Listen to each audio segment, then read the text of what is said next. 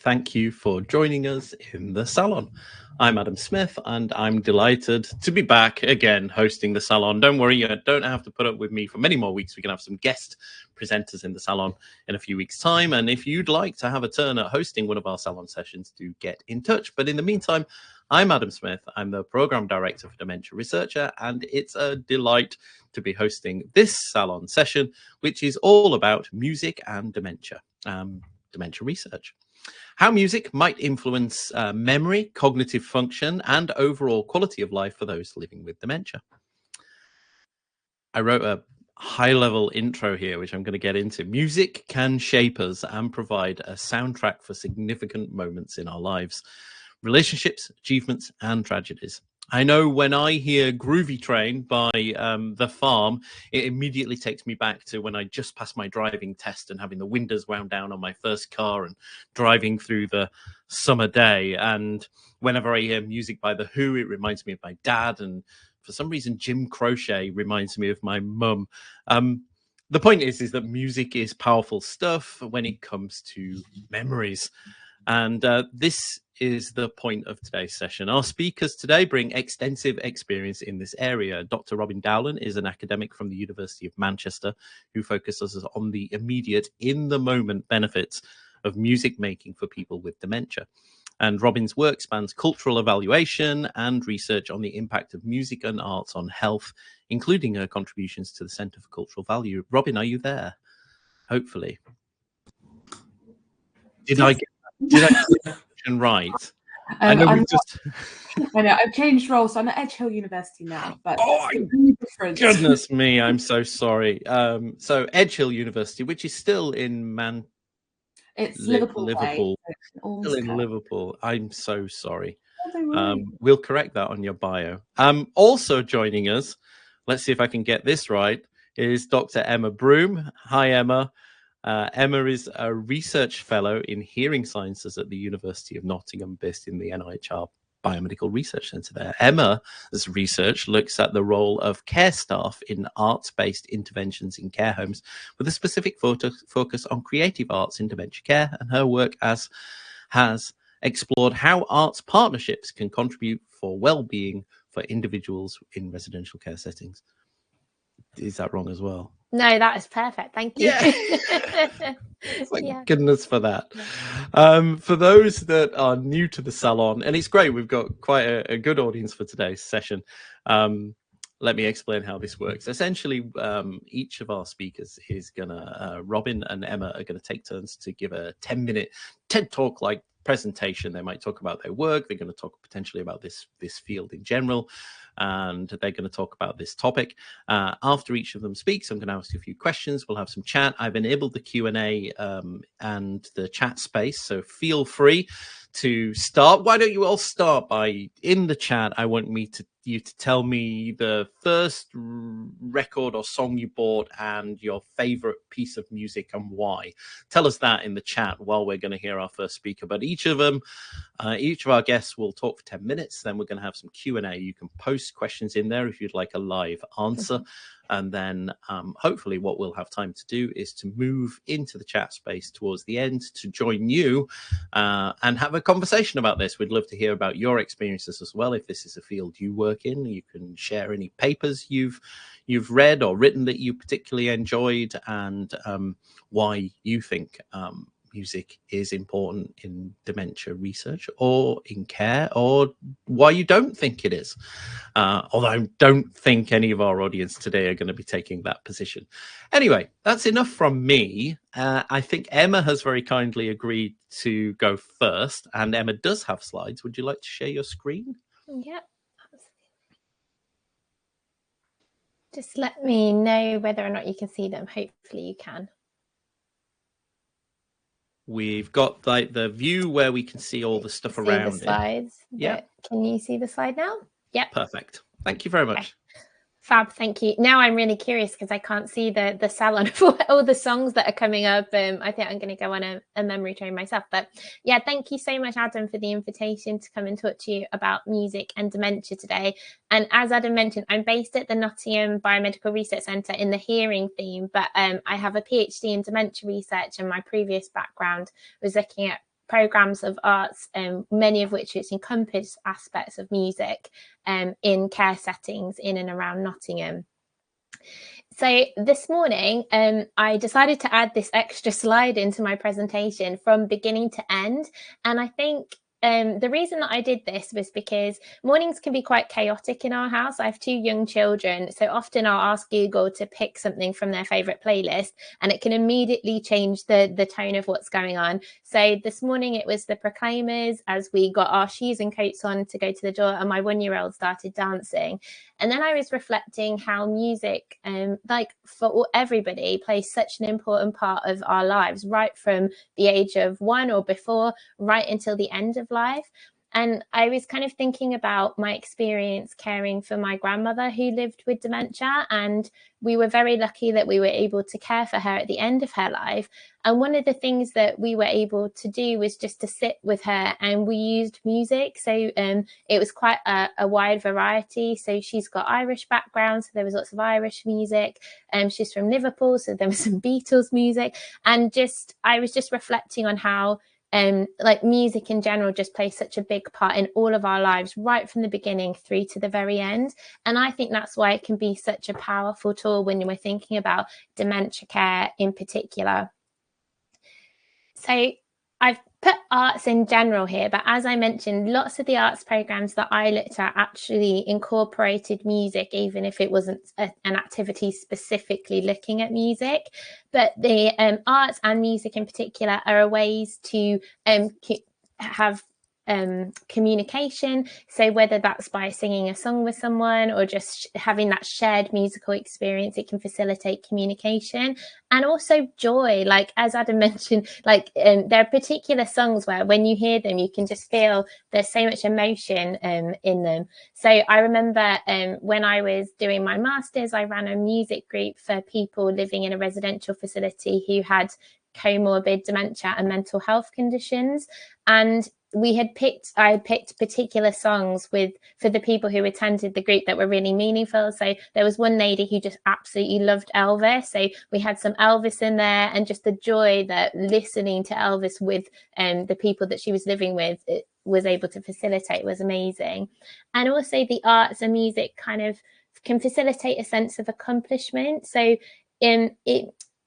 it's not dependent on someone's cognitive reserve. So people can engage in different ways. So I'm thinking about some of the observations I did in care homes, and there were residents there who might be very slowly tapping their finger, but that was their way of engaging. And then we had other people on the complete further end of the spectrum who would hear a piece of music and get up and dance in the middle of the room. So you can kind of engage with music in different ways.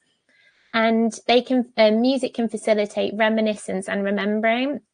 So I didn't embed it within this video, but there's this YouTube video about Henry from a documentary called Alive Inside, and it's part of the Music and Memory Project. And you may have already seen this, but it's this 94-year-old gentleman in I think it's a Brooklyn nursing home, and he's depicted quite withdrawn and isolated, and he puts the headphones on and listens to a piece of music, and he just immediately starts singing. And it's just, hearing particular songs can bring back that past memory, so of particularly significant moments in life. And the thing that I think is really interesting is kind of the arts and music can help develop meaningful relationships. So as I mentioned with my grandma, listening to music at a really particularly poignant time, it can kind of facilitate in a relationship that goes beyond words.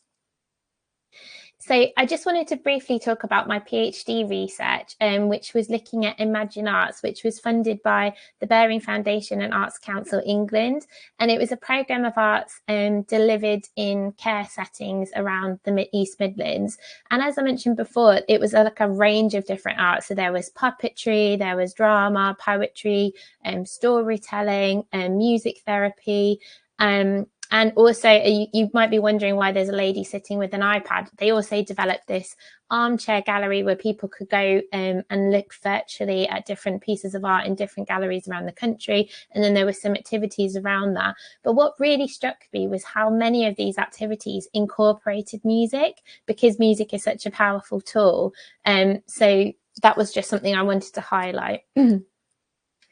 So as I mentioned, music could incorporate music therapy, and that could be on an individual level or within a group, but that usually has a specific aim in mind. So you might be the therapist might be looking to tackle a particular issue with behaviour, for example. But you could also have pre-recorded background music. So as I mentioned, when I was working in the residential facility, it was just me and an iPod back then. So it was all pre-recorded, but it was still a means of kind of facilitating connection and providing an activity which was able to improve the residents' quality of life. And then personalized playlists, so personally significant music can be used. And one thing that we did within Imagine was we were able to live stream concerts, and one time they were able to live stream an opera into a care home, which I just thought is a really novel way of engaging with music outside of like traditional forms like music therapy. Because I just think if you just because you go into a care home doesn't mean that you don't want to participate in creative activities. So, I think music can encompass such a broad spectrum of activity. And then music within other activities. So time slips, which is kind of responding in the moment to, so within Imagine, that was responding in the moment to a piece of art, and then there was music associated with it. So imagine like Monet's The Water Lilies, and then there might be some classical music associated with that, or particularly music which related to particular arts.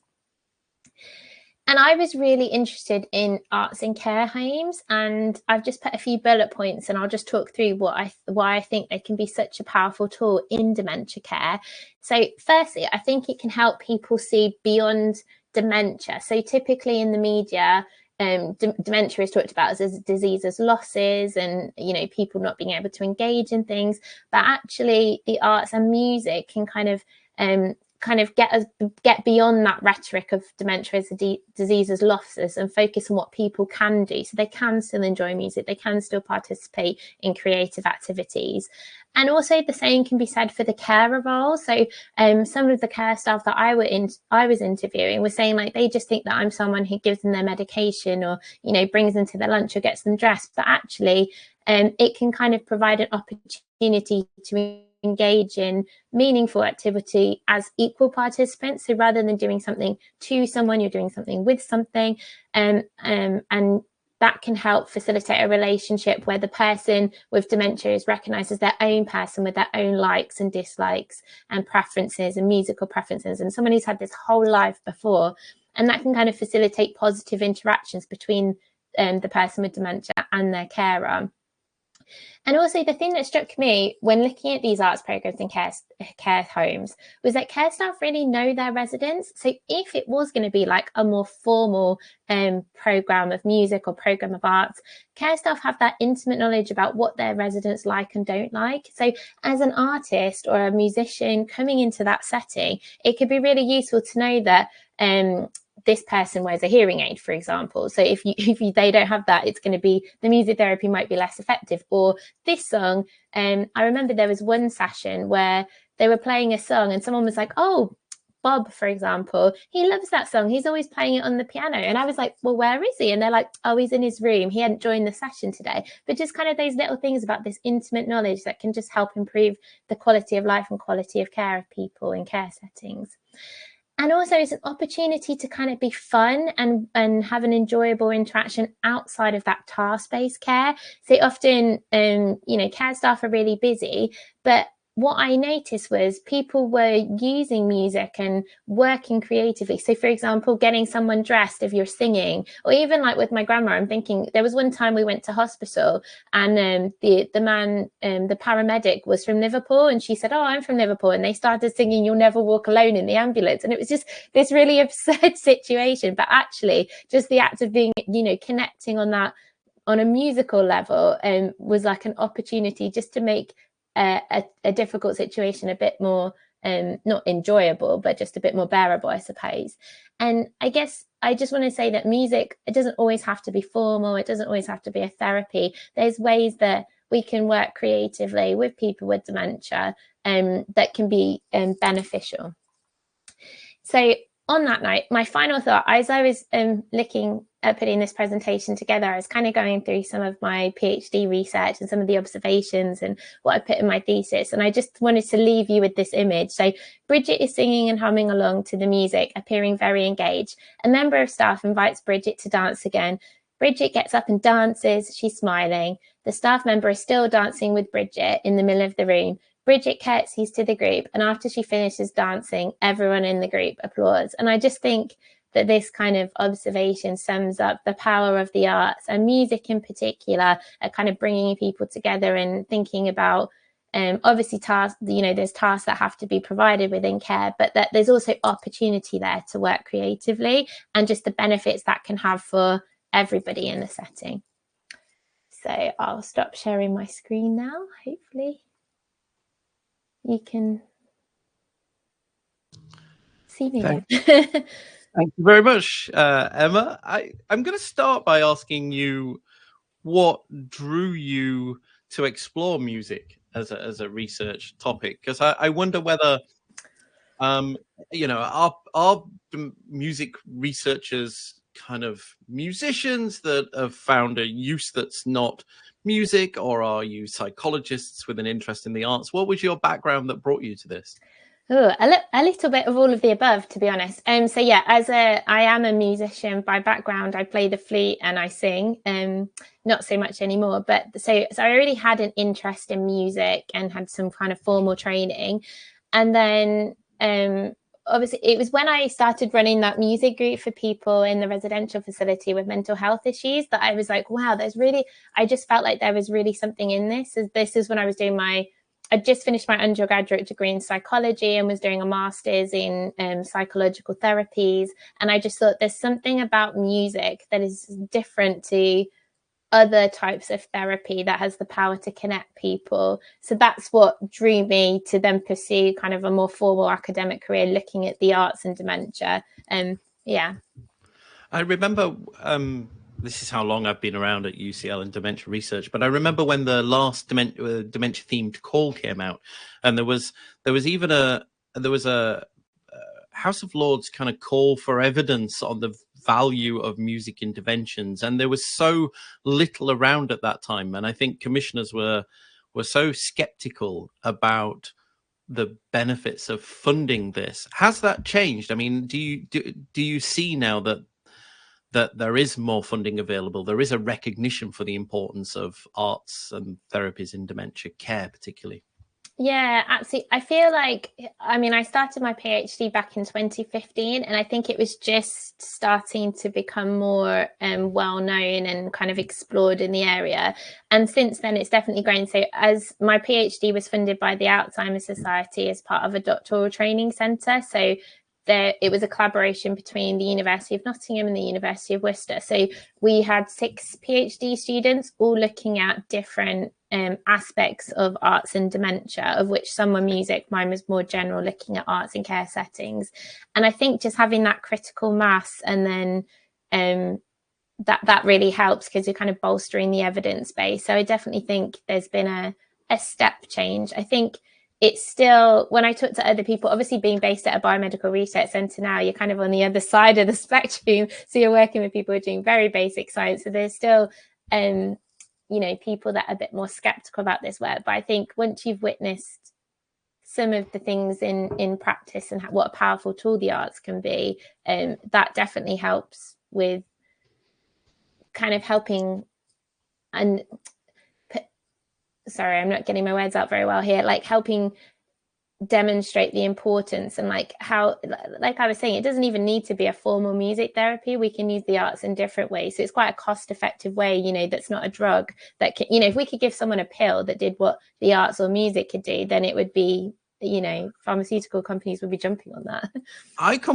do you know what? I completely agree. And I think I know a few of our audience members are kind of more lab-based neuroscience people, and I hope they kind of buy into that concept as well. In fact, there are stats on this. I pulled up some stats before we were meeting to this. So implementing music interventions in care settings is estimated to cost 70% less than traditional medicine-based treatments aimed at reducing agitation and aggression in dementia care. I'm still not convinced that particularly kind of NHS services think about this in that same way.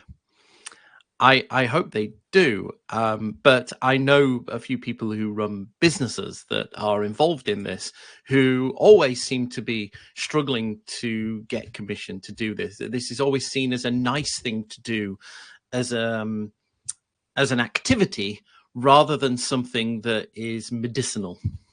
Yeah, I would agree with that. Like, I think it's sort of maybe not in like dementia research as such, but in terms of like providing meaningful activities, you know, care settings have activity coordinators, and that's more respected, and that's sort of seen as a career path now. But absolutely, in terms of it being the norm, I guess that hasn't quite penetrated care setting. I think it may, perhaps more in care homes, but certainly in hospitals and things like that, I think less so. Yeah. Is it Lillian in Canada? Lillian Hung. It does, as I know, I've seen some of her work presented. She was at Alzheimer Europe recently, and I've seen we've got a web. She did a webinar for us during the pandemic, which is on our YouTube channel, talking about running silent discos in hospitals. Mm-hmm. So they get a hospital ward and have silent discos in there, which I think is a great way of doing it. And because everybody can obviously have different tracks going to different people, not everybody necessarily has to kind of listen to whatever the older gentleman at the entrance likes, as opposed to the people at the end. There's another stat as well. Over 50% of caregivers report reduced stress levels after participating in music-based activities with those in care. And I know one of our podcast sessions from earlier this year, one from our Minds in Motion series, which we're doing a second series of at the moment. I think it was Megan Polden, possibly, who works in this area as well. And Trevor Solomon, who hosts that, reflected that when he came back from sessions with his wife, which were music sessions, that it transformed the afternoon. That on those kind of Tuesdays when they go to this kind of music session, she was a very different person in the afternoons compared to a Monday, for example. So it is transformative. We're going to have more questions for you. If you have any questions for Emma, do post them in the chat. And I'm going to invite Robyn to talk now. Thanks, Adam. Thanks, Robyn. So I'm having a few technical difficulties. So I'm not able to share the slides I was hoping to share, but I can hopefully find a way to share them with you afterwards. But I'm Robyn, and I'm from the Research Centre for Arts and Wellbeing at Edge Hill University. Music has always been a cornerstone of my life, both personally and professionally. And as a musician who trained in 2 instruments, violin and voice, I've witnessed how music can connect us and provide opportunities for expressing ourselves. And in my research career to date, I've been able to understand more and more about how music can be used to support people living with dementia and their family members, and people who provide care in a professional capacity. And I find that this is one of the easiest topics to talk to other researchers and also members of the public about, because everyone seems to have a story about how music has touched their lives or connected them to a loved one who's facing dementia. And as a qualitative researcher, I really cherish these stories. I'm a collector of them. And I feel like they really reveal just how profound and powerful music can be in preserving identity, sparking moments of joy, and creating lasting bonds, even amidst the challenges that dementia can present across someone's journey. So I'm going to very probably build on what Emma has discussed, because we started our PhDs at the same time, and we've kind of grown as dementia researchers in parallel working in this space. So it's really lovely to be doing this session with Emma this afternoon.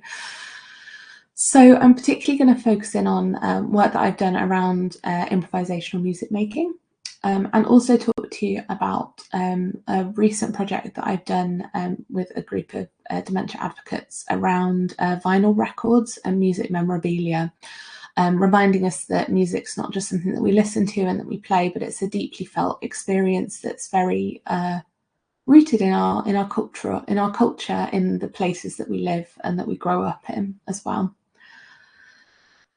So over the 10 years I've been working in this area, I've seen significant developments in the way that we understand engaging with music and why it's so beneficial for people with dementia.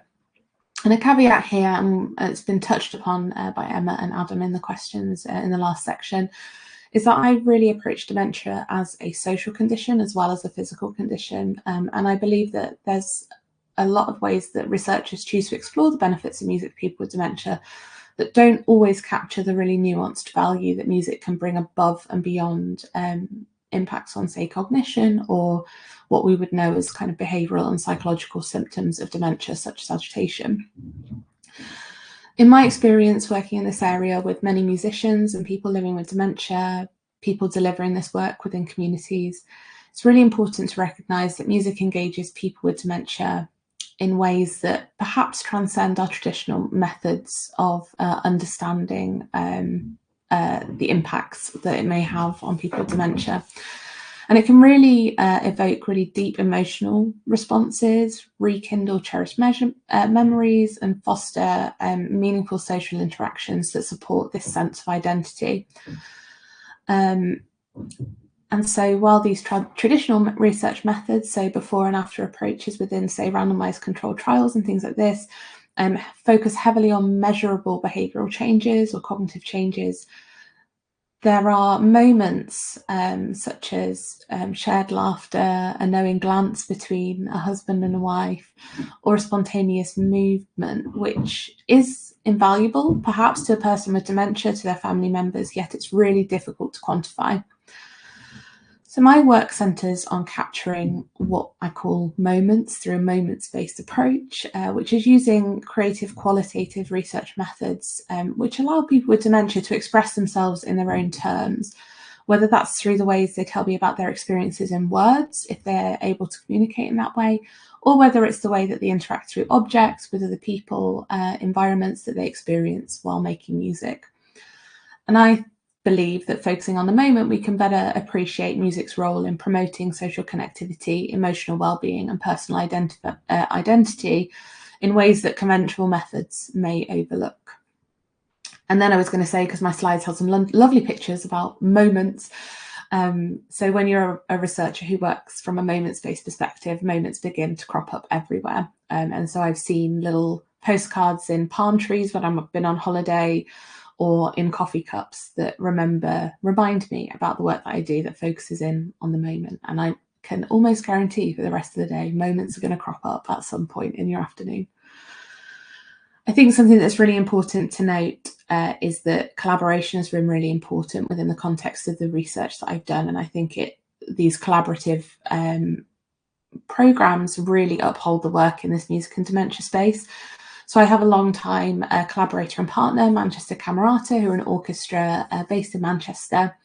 And I've also collaborated with research colleagues across really diverse disciplines, including nursing, music, health, sociology, social care, just to name a few, health economics, as well as musicians, music therapists, and people with dementia and their families. And I hope this has allowed for a more kind of holistic and human-centered approach to understanding impacts of music in this area. So I just want to give a quick overview of 2 studies that I've been involved with over the last 10 years that I think really showcase the value of these in-the-moment perspectives on music and dementia. So the first is my PhD research that ran in parallel to Emma's work, a separate university, separate institution, but we were doing the research in the field at the same time. And this is based on Manchester Camerata's Music in Mind project, which is an improvisation-based music-making project for people living with dementia, which has been delivered in a range of care homes, community settings, and hospital wards. And it's been running for around 12 years at this point, actually. My fieldwork consisted of me embedding myself in one community-based Music in Mind programme for 15 weeks over the summer of 2017. And I use video to capture these sessions, and video is a really useful resource in this area to be able to reflect on those kind of micro-level engagements that a person with dementia has whilst they're engaging with music, and gives you the opportunity to reflect on it with them as well. So I recorded the sessions, but then I also took the videos back to people with dementia who took part and their family members, so that we could return to the moment and have an opportunity to discuss and react to what was being seen in the video. So I don't have time to give an overview of all of the findings, but I just wanted to highlight that I observed many moments that underscored music's ability to nurture psychological, social, and even spiritual well-being of group members. And it really highlighted the strength of group relationships that were developed over a 15-week programme. We have a challenge in this area of how we sustain this work, because a number of arts organisations and music practitioners who are working in a freelance capacity only get funding to deliver things in the short term. So we often see 10 to 20 week programmes. Thank you. So this is just an image taken from Manchester Camerata's work that I was just mentioning, the Music in Mind programme. If you could move to the next slide, Adam, thank you. So the second project I wanted to talk about is around the idea of musical objects and music being more than what we listen to or play musically, but also having this deep connection to people's kind of a place-based connection, so where people grew up and the importance of that. So this project was a patient and public involvement and engagement project about vinyl record collections and their significance for people living with dementia. And I worked with Open Doors, who are an advocacy group for people living with dementia based in Salford, and illustrator Jane Bauer to create a vinyl sleeve artwork that showcased musical stories from the group's lives. And I think this is something about myself wanting to follow what people with dementia say in terms of their interests, because it did not start out as a vinyl record project, but they really wanted to use vinyl as a way to create a physical object that could be taken into care homes to get people talking about music and dementia in those work. So these are just a couple of, they're not direct quotes, they're just notes from the PPIE groups that we had. And I think it just showcases the wide range of musical tastes that people with dementia have, and also thinking generationally as well. It's the classic, let's not just play Vera Lynn, we need Duran Duran, we need ABBA. And also highlighting the kind of political nature, I guess, of music. So music's very influential for change, rebellious music that sends you on a new path. And the group really highlighted about their reflections on what it would be like to be in a care home and to be played music that they did not enjoy. So something along the lines of, a song that you hate drives you mad when you can't get it out of your head. How would it make you feel if it was a song you disliked and I couldn't communicate that I disliked it? So it was really interesting that these conversations came out along the process. Could I have the next slide, please, Adam? So we created this vinyl sleeve artwork with Jane Bauer, and each of the little tiles in the insert represent a musical story from each of the members of the group. And I think they really talked about how they wanted this piece of artwork to be kind of something that represented hope when someone was receiving a diagnosis of dementia, and a way for somebody to discuss the significance of music in their life and different stories that may be attached to musical histories of individuals. And this is now framed and displayed in Woodlands Hospital in Manchester, which was a request of the group, and it's in the dementia assessment waiting area, because the group wanted to showcase elements of hope when receiving a diagnosis of dementia.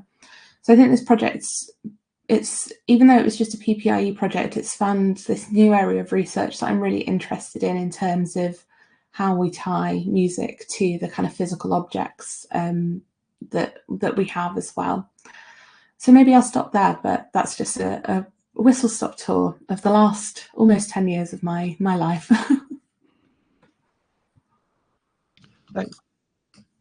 Thank you, Robyn. I'm interested in your last slide there on physical objects. I was having a conversation, kind of when you do down the pub. Emma, please do come back. You're welcome to come back.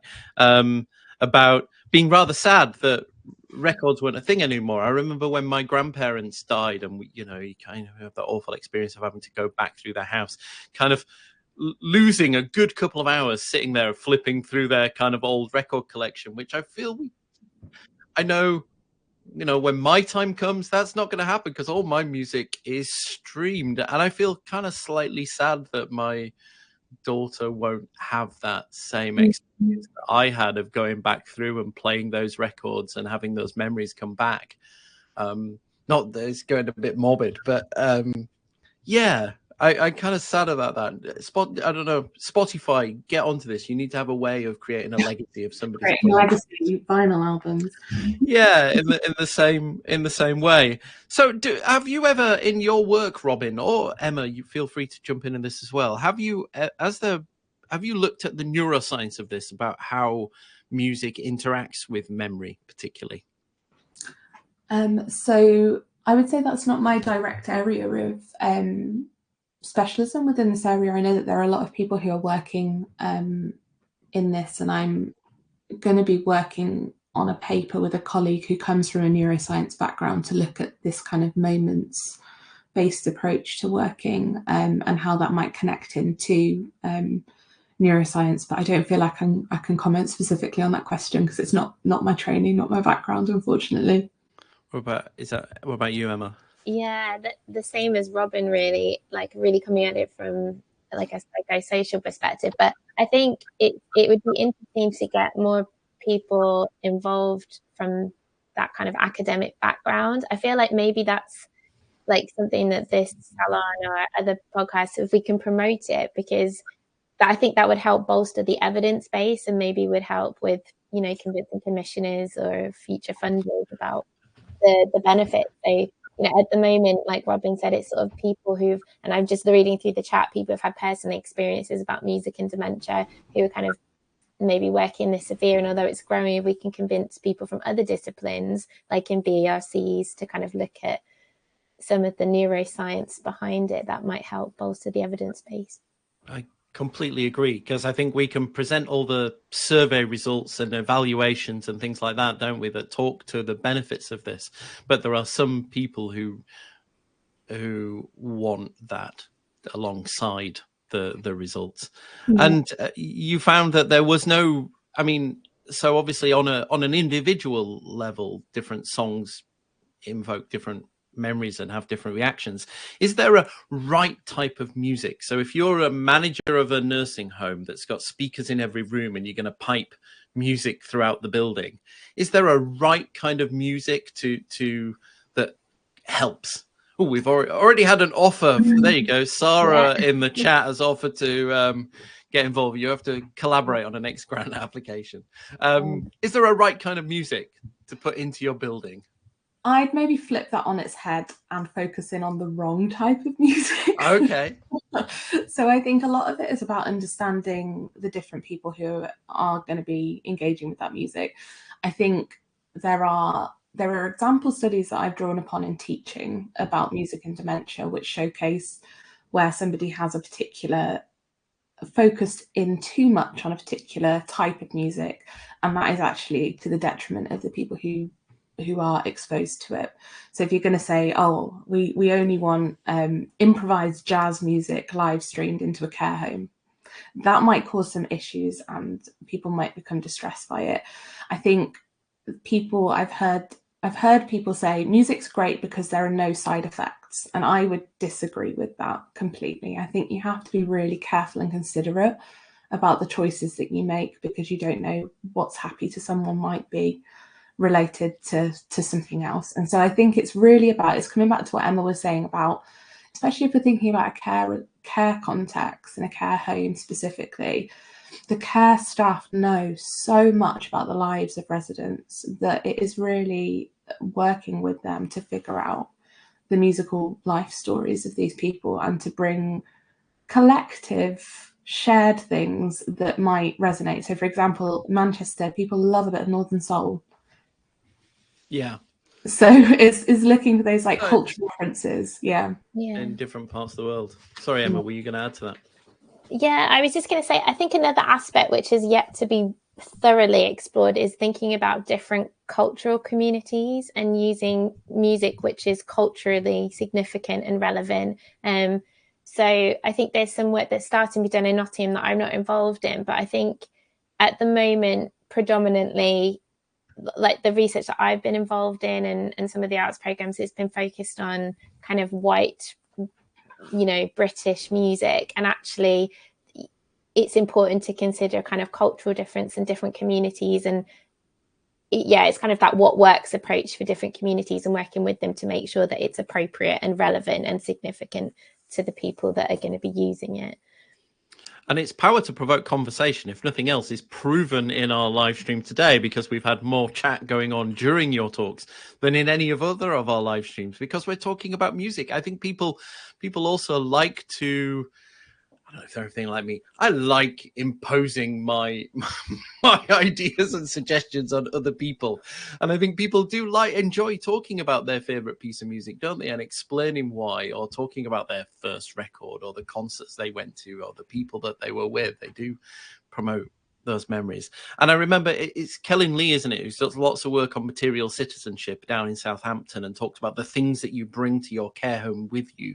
Did you find people bringing record players and ways to, or instruments, or ways to listen to music in their own homes? Because I'm guessing that could be potentially one of the things you lose when you move from living in your own home to a care home setting, that you can't necessarily have the telly as loud as you like. You can't play music at 5 o'clock in the morning without headphones, because it's going to disturb other residents. How does it play out like in that way? Yeah, I think that's a really, it was actually a question I got asked in my Viva, which was, when does music become noise? And I think that's a really interesting thing, is it's how, when somebody is used to listening to music in a particular way, or engaging with music in a particular way, how do we facilitate that in these shared living spaces? But coming back to that question of the kind of materiality and also the aesthetics element of the beautiful objects that are music related, one of the members of the group that I was working with brought an original pressing of Sgt. Pepper to the session, and there were cups of tea on the table, and I don't think people recognized the value of the object in the room. They just brought it because they wanted people to see it, they wanted people to touch it. It was something they were really proud of, and so I think that's something really interesting, is when you're asking people to bring objects, it's what value do they see in it, and what stories are evoked through them presenting these things. We had some, I think, Milli Vanilli vinyl, and posters, the importance of having a poster that came out, and how do we facilitate these objects following someone into care spaces so that they can still continue to engage with them. I don't know if you had anything to add, Emma. No, I just think that there is this, tension, because obviously I was looking at group activities, and it is a challenge to kind of be very person-centered and make sure you're incorporating people's preferences whilst balancing the needs of a wider group. And that's not something I particularly have an answer to, but I think, what your comment was really interesting, in how can we make sure that these spaces, which are the purpose is to provide care, but at the end of the day, that's that person's home, and how can you balance their experiences and their musical preferences and how they want to engage with music in a shared space. I think that's a really interesting topic. It is. I think I remember Kelly's work was particularly looking at things like people are used to having a routine, like they do the vacuuming on a Wednesday morning, or they like to do their own washing up or dusting. And those are things that are often taken away from you when you move into a residential setting, because you have people to do that for you. And I hadn't thought until thinking that about music. And you mentioned there about live performances as well. I've known, so recently I've met with Andy Northcott and Katie Featherstone at West London. I think, are they I want to say West London? Yeah, University of West London, who've put effort into, theirs was focused on opera, which I get is not going to be necessarily for everybody's cup of tea, but it would be great to see more. Are you aware of any concerted efforts to kind of make live music more accessible to people, particularly not niche stuff, but kind of, mainstream bands that are kind of making that allowance? I think that's another great question, especially there are guidelines, I think, that were written by Alzheimer Society around making music venues and arts venues more accessible to people living with dementia. I don't know if in reality they everyone who's kind of signed up to those charters would necessarily be fully dementia accessible. But I know that, for example, in Chichester, they do dementia-friendly performances of musicals like Oliver, and I've had a family friend go to that and have just an absolute whale of a time.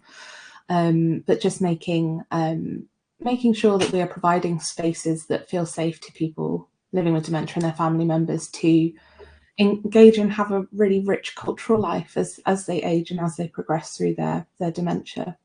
But it takes time and effort, a lot of effort on the part of organisations to do that. Yeah. And all too often it seems to come down to this kind of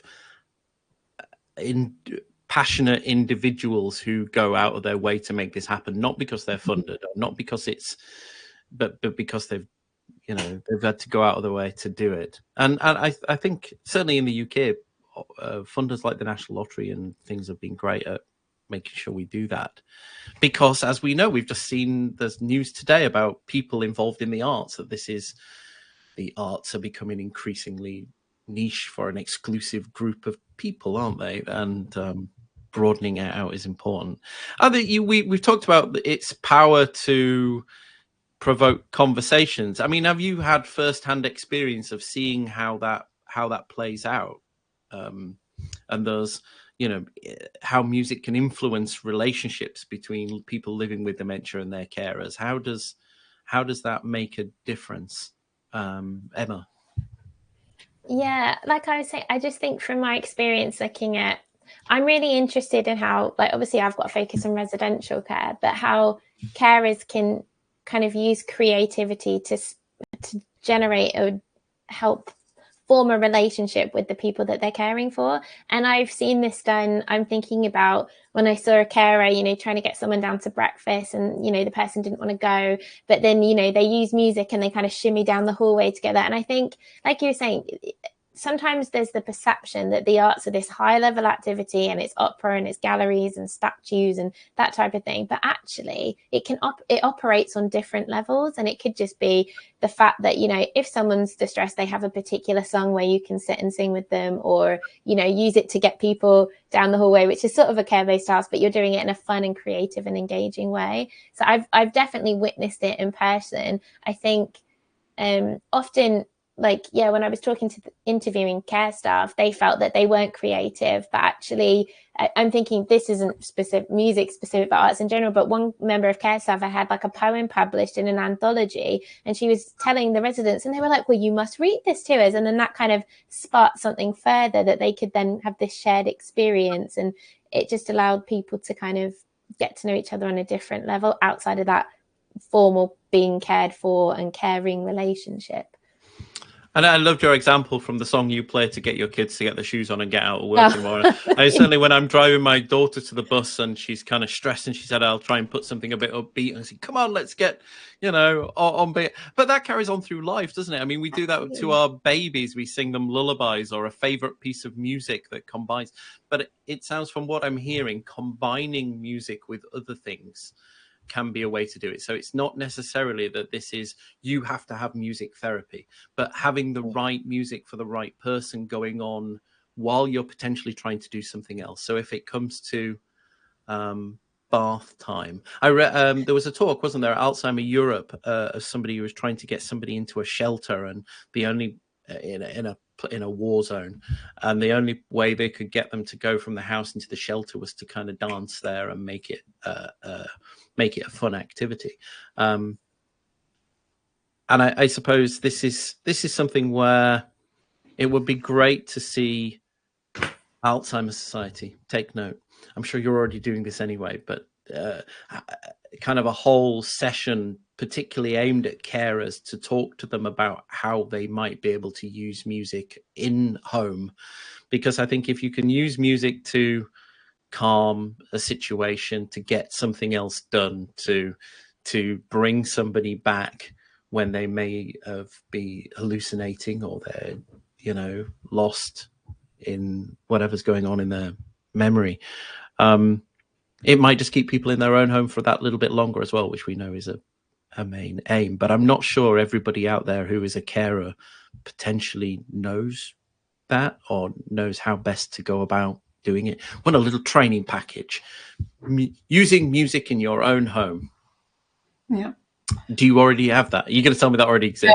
I'm not going to Come on, tell chat. it exists, but I think in terms of the work that I've done, Manchester Camerata is working with a model of training up music champions at the moment. So it's basically training up volunteers from care homes in the community to be able to facilitate a music in mind style approach, which is this idea of improvisation and creating new music together.